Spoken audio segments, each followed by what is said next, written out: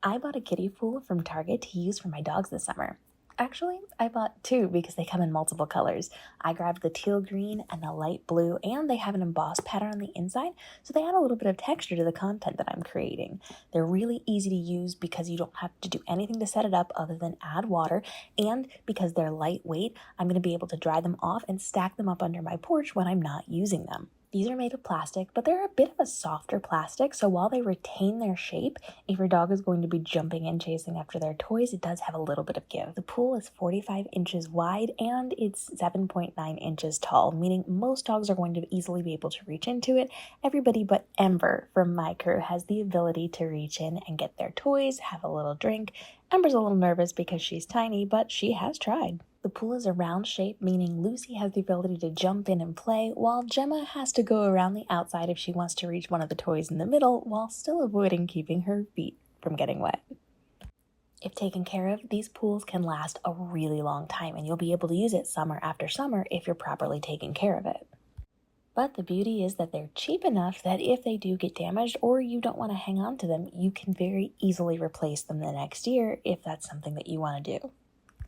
When using this in my yard, I always make sure that I put something under it if the ground is not flat. I have a little bit of a sloping yard, so I'll put a little rug, a piece of wood, just to make sure that it is even before I fill it up. Depending on the shape of your yard, you may want to bail a little bit of the water out before you dump it, but some people will be able just to lift up one end and dump the water out into the grass when you're done playing with it. I do recommend filling this pool up every time you're going to be using it and dumping it out when you're done to make sure that it's dry and clean and you don't have sitting water there, which could lead to some things that you don't want your dog getting into.